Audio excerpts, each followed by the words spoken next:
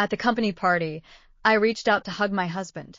There was no drama, just a light touch to remind each other that we are still US. But he pushed me away so hard that the wine in my hand almost fell to the ground. "Don't touch me." He snapped so loud that the whole room could hear him. His sister Sienna pulled me aside and asked with a somewhat pitying smile, "Not in a good mood?" I smiled back, but there was a sharp edge in that smile. "In fact, this is the last time." By morning I was gone. No quarrels, no tears, just a note on the kitchen countertop, a silence that I had carried for too long and finally fell apart. Before telling my story, I want to know that you are all here with me. Just leave a listening in the comment section, or tell me where you're watching from, and I'm curious to see how far my story reaches. Sometimes, even the smallest connection can make such a heavy truth easier to bear. Thank you. Now my story begins. If my story resonates with you, or if you want to hear more real voices like mine, please subscribe. This allows this space to continue to exist and provide a place for those who have no voice. My name is Alara Quinn, and this is the story of how my life fell apart and how I ended up putting myself back together. I stood under the cold neon light of the Skyline Lounge, the light that made everyone appear sharper, richer, more relaxed and decent than they really were. The annual party of Infone Company is in full swing. The sound of wine glasses colliding one after another and the laughter of colleagues is a little too loud. DJ tries hard to make us believe that all this is very interesting, but in my heart, I feel like a stranger who breaks into my life. I saw Mason on the other side of the room, surrounded by his colleagues, standing more upright than usual, his suit fitting a little too much, but his smile with a deliberate sense of performance. I walked towards him with a faint glimmer of hope, just a small gesture, a touch on his waist, and a snapshot to prove that we were still a harmonious couple. But before my fingers touched him, he shrank back as if I had burned him. His voice penetrated the raucous crowd. "Don't touch me." The conversation around me was interrupted for half a second. All eyes were on us. My cheeks were burning and my enthusiasm could not be controlled. I forced out a smile, the kind of smile that can't reach the bottom of my eyes, but can make people barely survive. 1.1 Swallowing the humiliation. At his side stood Ryder Slater, with an unfathomable expression, a flash of imperceptible pride under his indifferent eyes. At that moment, I didn't understand what this meant, but the body felt something was wrong before reason something was off track.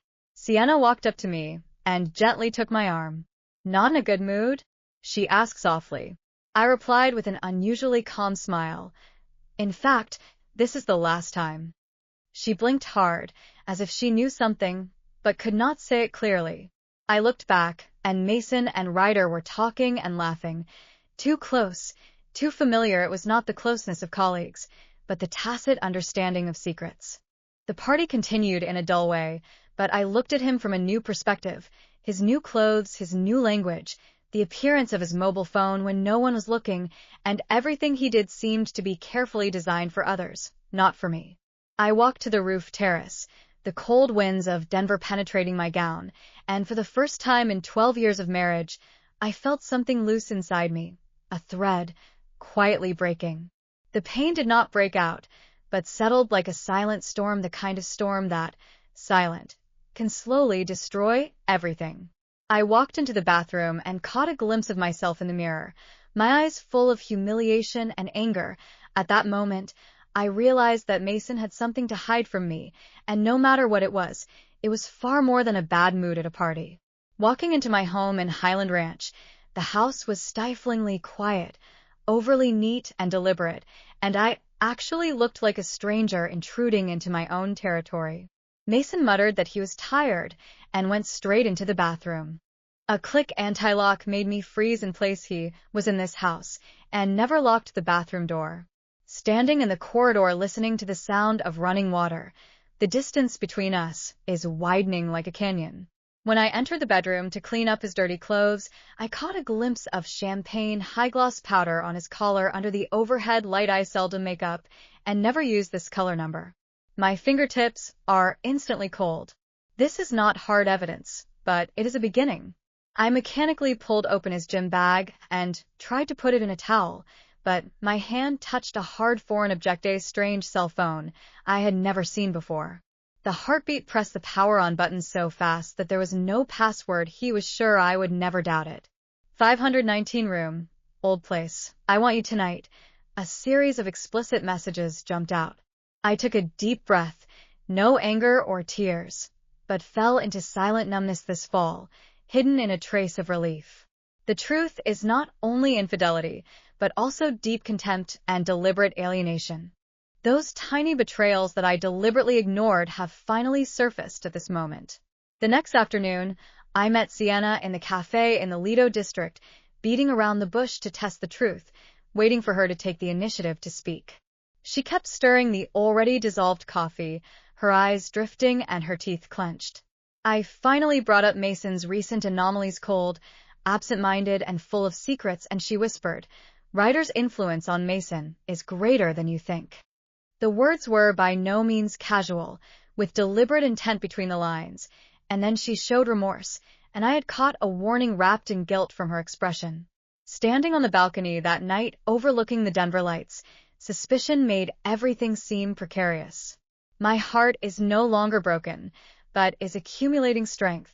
The spare mobile phone in my hand is like a key to the truth, the end, and the unknown future. I, who dare to face the darkness, will be reborn soon. If Mason is hiding something, I'll get to the bottom of it, and the day the truth comes out is when our lives change completely. Sienna asked me to drive her to Wangshan.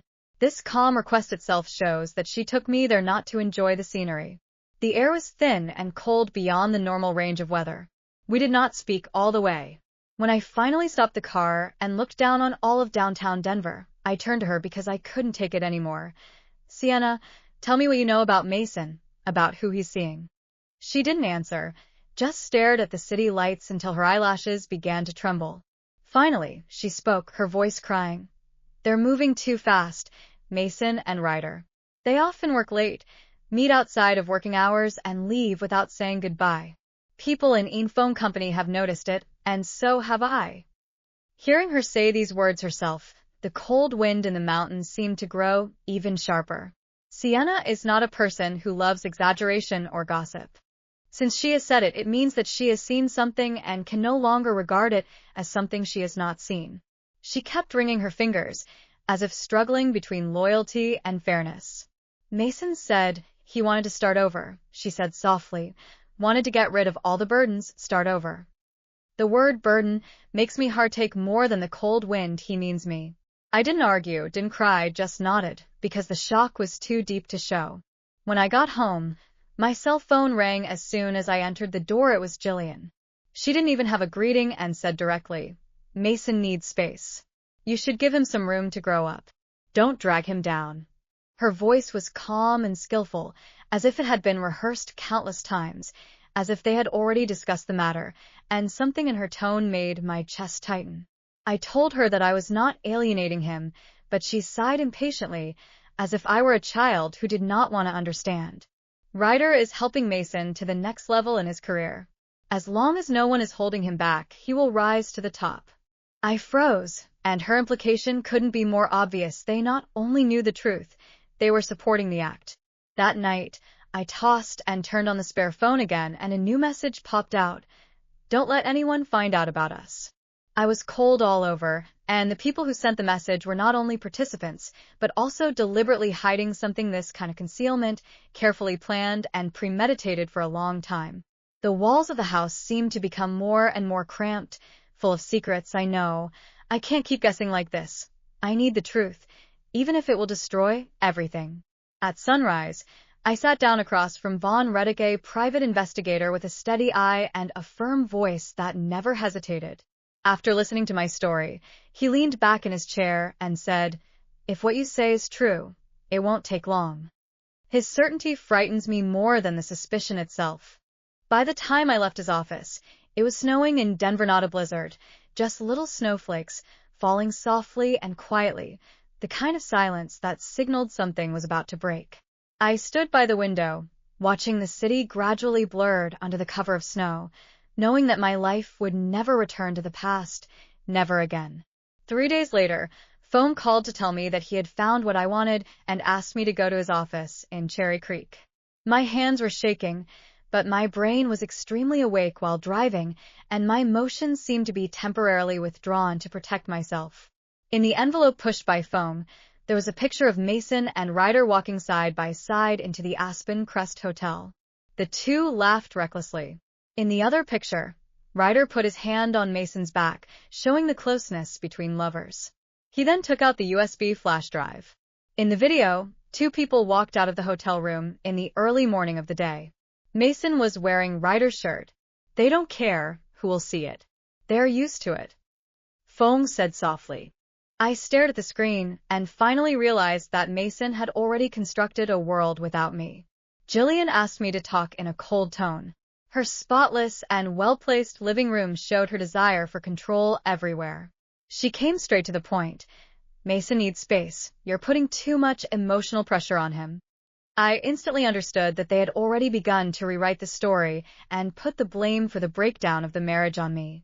She bluntly said that Mason was preparing divorce papers to mold me as an emotionally unstable person. When I mention Ryder, she dodges her eyes. A man needs someone who understands his ambitions. The implication was clear. She already knew everything. Back home, excessive neatness revealed a deliberate cover-up. The newly received message from the backup phone. Last night was great. See you at the same time on Friday. Sent chills all over me. This was not a spur of the moment, but a fixed routine. In the innermost part of his desk drawer, I found receipts for months from the same hotel, the same room number, a system of betrayal that he had carefully maintained. After leaving a message for Sienna, she finally confessed.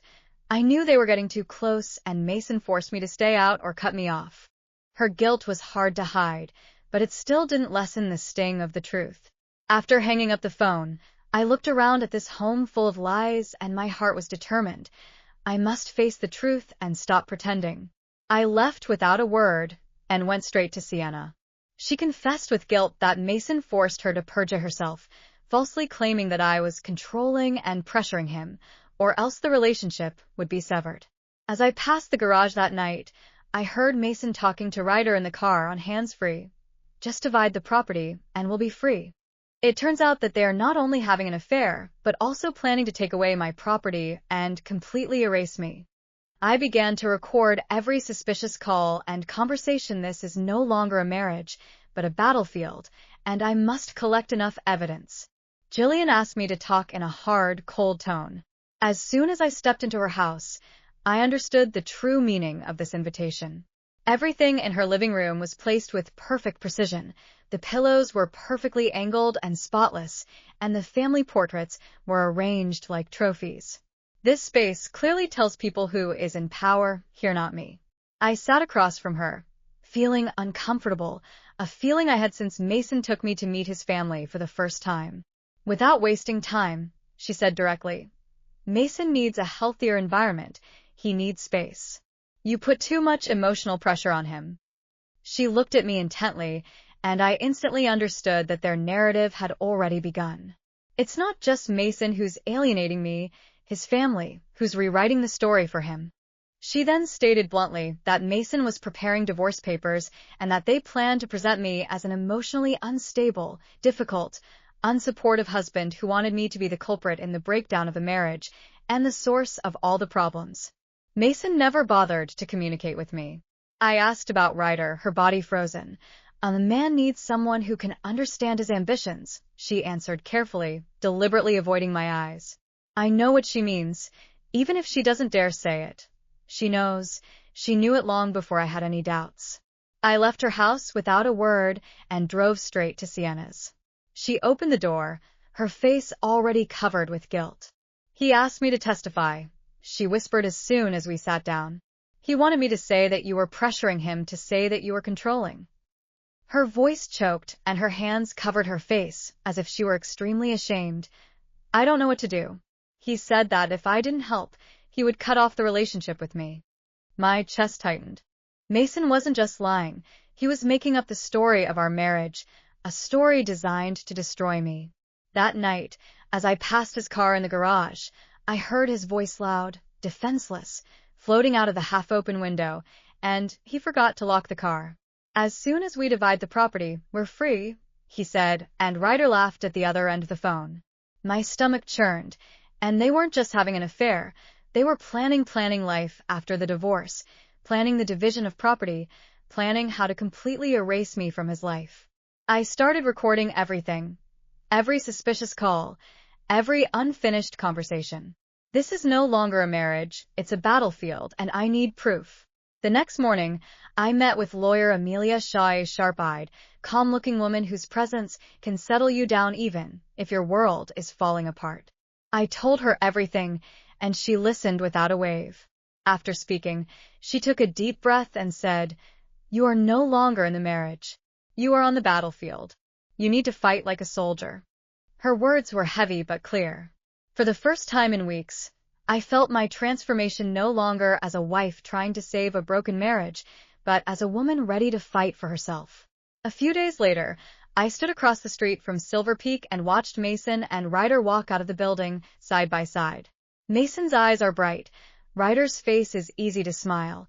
Their bodies are slightly inclined to each other, undisguised, their posture like a fearless couple. Something inside me has hardened. This is no longer a secret hidden in the shadows. They are not hiding. Just feel that I do not deserve their attention. That afternoon, Feng's latest investigation report came. Mason claimed that the nights he spent working were not in the office at all. Instead, there were hotel reservation records, Airbnb check-in records, and late-night parking records, proving that he was in various places, but not at home, and every time, Ryder was there. Ryder was in charge of booking rooms, arranging trips, covering up tracks, doing it just right, thinking he was smart. Then Feng revealed an unexpected fact. Ryder had been fired from his former company for having an inappropriate relationship with a married male client. Mason wasn't Ryder's first catch, just the latest. Back home that night, Mason was on the phone with Jillian in the living room, on speakerphone. I stood quietly behind the hallway wall, listening. Jillian urged him to finalize the divorce as soon as possible, reminding him to be ready to say that I was emotionally unstable. My hands were shaking, but I held my mobile phone steadily and pressed the recording button. Every word became evidence. After he hung up, I checked his desk drawer, and a new bank receipt flashed out and caught my eye: a large transfer to an account I didn't recognize. He wasn't preparing to leave me. He was preparing to take away as much money as he could. While I was still digesting the news, Sienna called in a short voice. "Mom is going to have a family meeting. She wants you to attend. She wants to force you to sign the divorce agreement quietly, and don't go unprepared." I promised her I wouldn't. Hung up the phone. I opened Mason's laptop. He hurried to take a shower and forgot to lock the screen. I found an unfinished email addressed to the lawyer. "Alala doesn't have any evidence. We can move on." The arrogance in this sentence ignited my fighting spirit. He thought I was blind, weak, easy to manipulate, and he thought the fortress he had built was impregnable.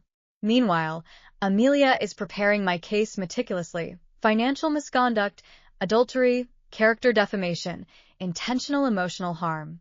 She's not just preparing to defend me, she's preparing to completely overturn Mason's entire narrative.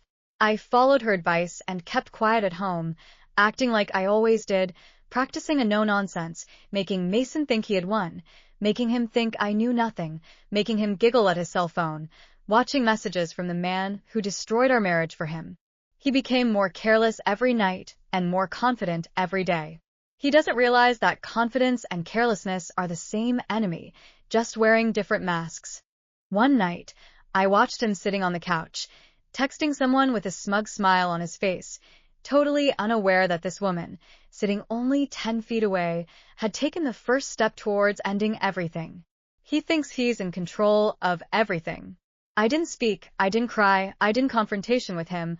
I just looked at him quietly and thought, "You really don't know what is coming."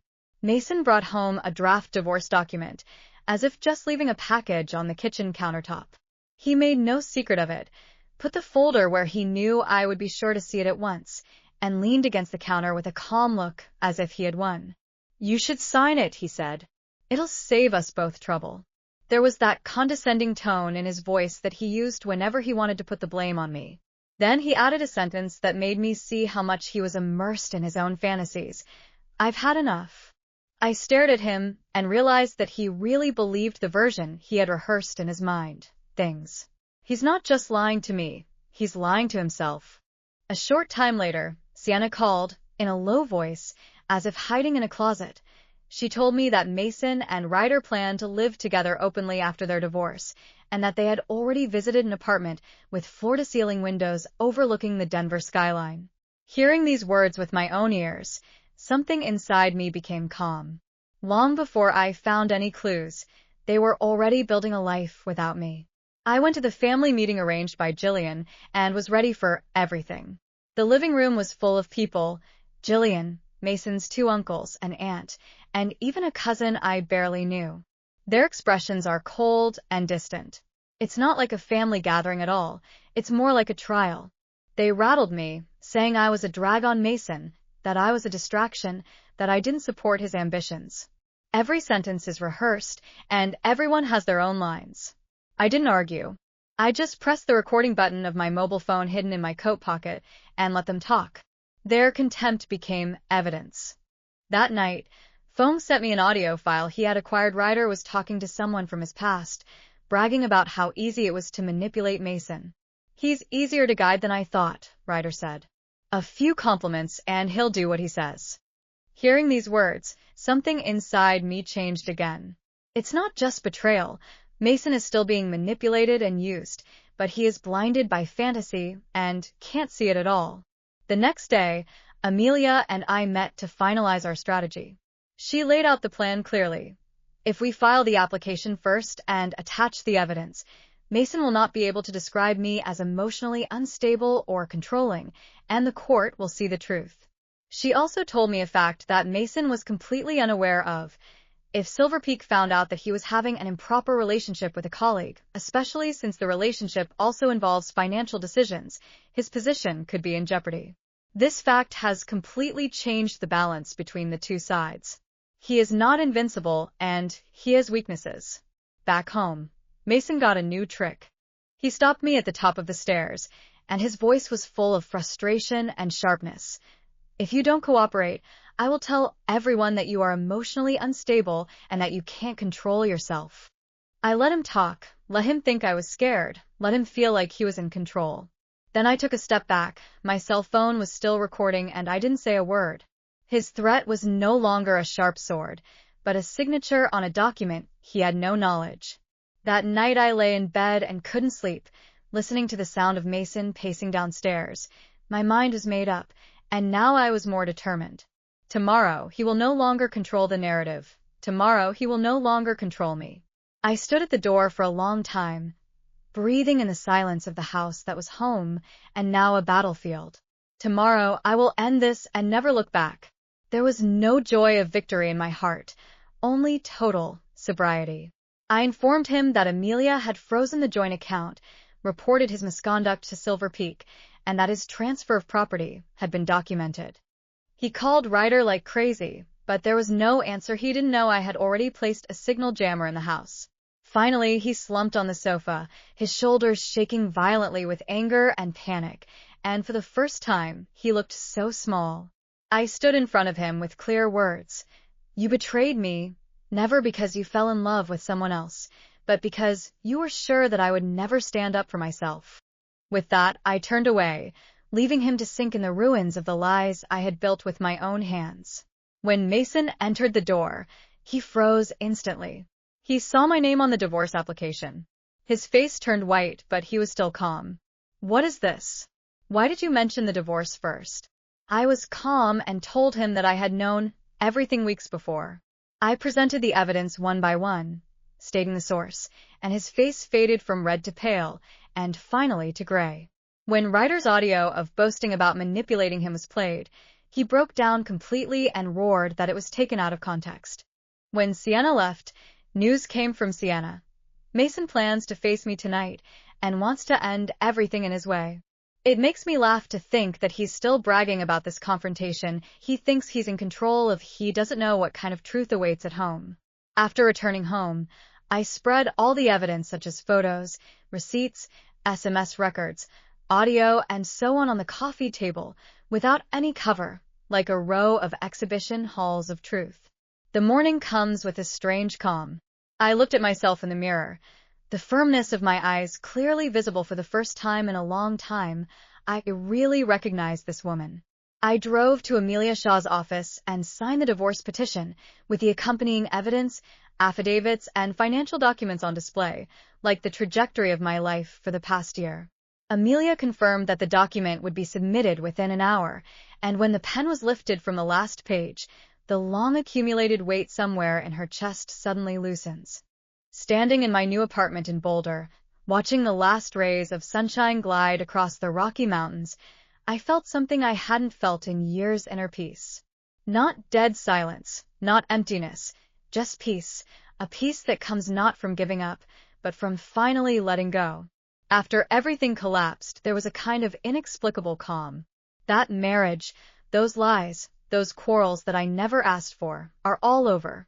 The storm had subsided, and for the first time, instead of standing in the rubble trying to repair something that would never be restored, I was standing in a new place, a place of my own choosing. I made tea that night, stood barefoot on the kitchen floor, which had never had a mason mark, and sat by the window, watching the light of Boulder flickering tenderly below. I think of all these years, in order to maintain a relationship that doesn't care about harmony at all, only care about control, I've been wronged myself. I think of countless nights when I convinced myself that marriage meant patience and loyalty meant perseverance, even if it made me lose myself one. How ridiculous! The moment everything collapsed was the moment when something inside me woke up. I didn't collapse, I didn't disappear, I didn't collapse like Mason and his family expected. On the contrary, I became a person who hardly knew me, but this I finally made myself proud. A person who can leave decisively, a person who can choose himself without hesitation. However, there is a sadness that still haunts not for Mason, not for us, but for the self who has believed for many years that love can change a person who does not want to change. The man who saw affection as a burden and loyalty as a convenience, I thought that love could redeem him. I feel sorry for myself who has paid my heart again and again, but has been trampled on by the other party. This sadness is real, but it is not a yoke, but a reminder of the road I have traveled, a reminder of the steps I have finally taken. People always say end, as if it is a door that can be closed once and for all. But for me, the end was more like a sunrise, slow and firm, pouring light into dark corners I hadn't noticed. Leaving the key on the kitchen countertop is not the end, but the beginning of learning to trust yourself again, the beginning of remembering that you are not the sum of the injuries of others. Sometimes I think of the night Mason found himself in the rebel army and the fear on his face when he realized he was no longer in power. I occasionally wonder if he ever understood that I actually had the idea of forgiving him before the lies piled up and I couldn't see the truth at all. But I've learned that forgiveness is never something you owe an unapologetic person. Forgiveness is a gift to yourself when you finally choose to leave. And that's exactly what I did. Looking at the quiet city below, I felt that a knot in my heart that had been tangled for a long time was finally untied. The future no longer makes me fear, no longer seems unpredictable, but a blank piece of paper, an open world, a road that can be shaped by me step by step, 1 mile by 1, and no one will take the steering wheel from my hands. I don't know where I'm going, what I'm going to be in the next few months, what I'm going to be, but for the first time, this uncertainty makes me feel possible and free. Maybe that's the most moving part. Surviving the pain doesn't make you cold, it makes you more awake. You will re-examine yourself, re-look at the world, and no longer accept the kind of love that requires you to wrong yourself to fit each other. Before I continue to talk about my future, I want to know, are you still there? Still listening? If so, I hope you can leave a listening in the comment section or tell me where you're watching from. I really want to know how far the story can go. You never know how much someone needs to hear such a story at a time when his world is crumbling. Sometimes just knowing someone is listening is enough to change everything. If my story resonates with you, if you've ever felt ignored and undervalued in your life, remember that you are not alone. There are more people like you than you think. If you'd like to continue walking me through these stories about rebuilding, about surviving, about remembering your self-worth, subscribe. This is not just a button, but a small corner reserved for the internet, so that people can tell their experiences honestly, without shame, without silence. I'm Alala and I lost a marriage, yes, but in the process, I found myself. Maybe that's what it all means. Righteousness is there. Tonight, as I sit here and let the cool air flow in through the slightly open window, I finally understand something I never dared to believe. Healing is never vigorous. It doesn't come with applause or dramatic moments. It is hidden in subtle transitions, no longer waking with fear, no longer feeling heavy when breathing, no longer feeling watched and judged when eating. It comes from quietly choosing yourself over and over again, until the choice is no longer like resistance, but like returning home. I don't know where this road leads, but I know that I finally walked down this road with my feet on the ground. If you are watching this video, no matter where you are, I hope you can give yourself such permission. You deserve a life that is not wronged, and you deserve a story that finally truly belongs to you.